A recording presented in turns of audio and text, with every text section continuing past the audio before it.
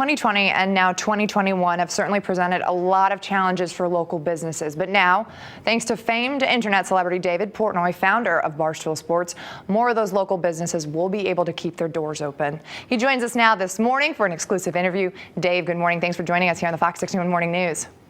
Thanks for having me. First things first, before we get into the Barstool Fund, I would be remiss if I did not ask you this. We need it on the record. You tweeted that New Haven, Connecticut had the best pizza. Can you give us that on record? Yeah, no, I've been on record with that multiple times. New Haven's the pizza capital of the United States. Not everyone loves hearing it, but that's like a fact. Like, it'll get dark tonight. New Haven has the best pizza. A fact. Thank you. All right. From there, we know the whole segment. You trying out all the different pizzerias. One bite. Everybody knows the rules, so it's clear that you love to visit local places, feature local businesses, and highlight local shops on a regular basis. But now you've really raised the bar with this fund. More than $35 million raised so far. What sparked this idea for you? So I was in New York at the time, and they just shut down indoor dining again. And it was, I kind of ranted and raved, which I'm prone to do. I just didn't know how so many businesses were going to survive. It was already kind of a ghost town, and people were on their last legs. It's the middle of winter, so I just didn't know what the government thought would happen. They weren't giving them money, and they weren't letting them really run their business. There's only one outcome, and that's they go out of business. So I did that rant. I got challenged to put my money where my mouth is, which I did. So I put in $500,000 of my own money, solicited donations from our readers, and then said, if you're a struggling business, reach out. We'll help as many small businesses, restaurants, bars as we can. And that's pretty much how it started. Certainly, and in speaking with so many of the families here in Connecticut specifically that you've helped, they are so appreciative. But I have to ask, $35 million and counting. Did you really think that it would ever blow up this big? Yeah, I had no idea. I have faith in our readers and Barstool's readers, and we've been doing this for a long time, and we've done charity multiple times. And Barstool just keeps getting bigger and bigger as a company. So it didn't shock me because we've raised lots of money, millions before.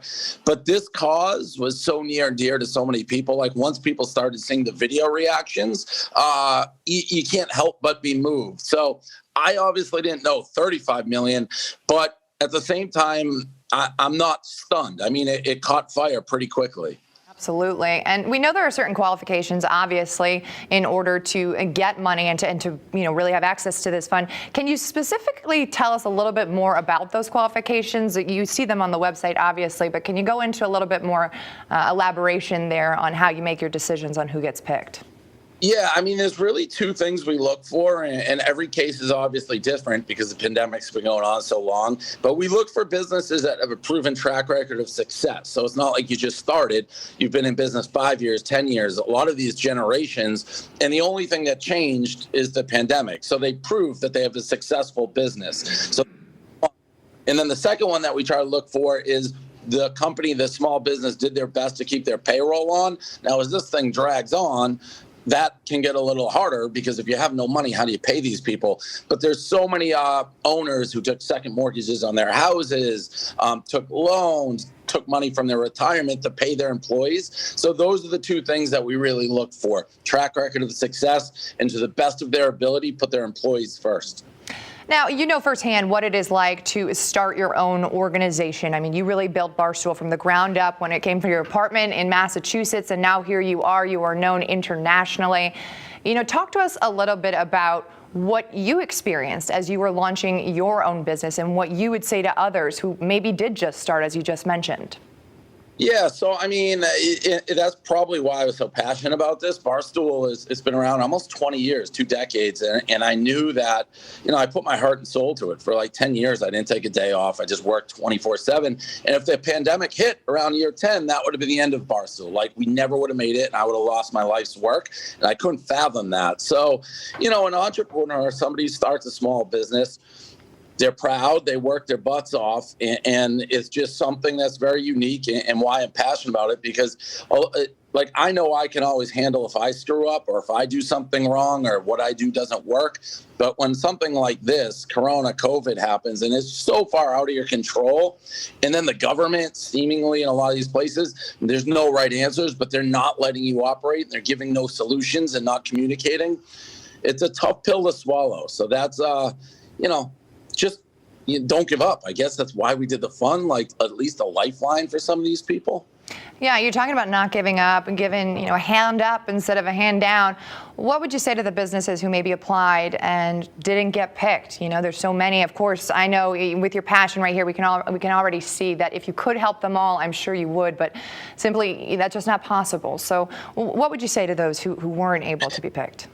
Yeah, I wish we could help everybody. We'll never be able to help everybody. It's just trying to stay afloat any way you can. I mean, the biggest lesson, and so many businesses have said it, I think, is sometimes the everyday person doesn't realize their local business may be in as dire straits. Like the first one we did, Frankie Borelli's, who works for me, his dad wasn't even telling him how dire the situation is. So these businesses, they're prideful people, but setting up a GoFundMe and letting people know, hey, we need help, that can go a long way, because the local communities, as we've seen, really do want to support these people.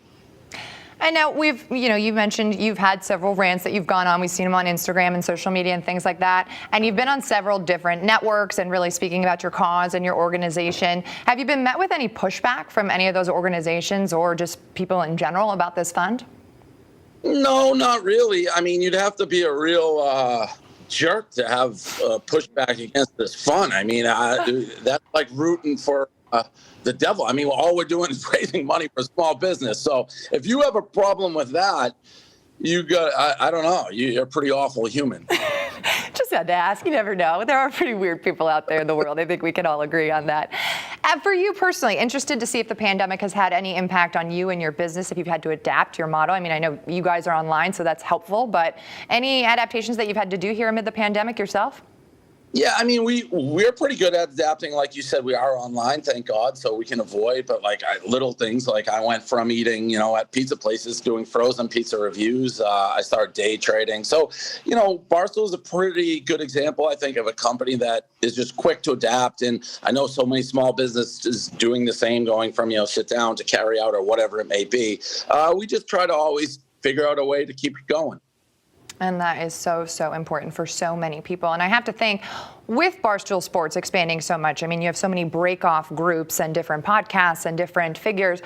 Do you have any other goals? What are your goals for the future? I mean, this took off so well. You saw how much good it could do for so many people, the greater public. Does this maybe spark some ideas for the future?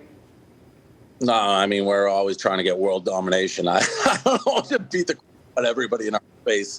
That'll always be the same. Hey, we have world domination if we have the best pizza here in New Haven, Connecticut.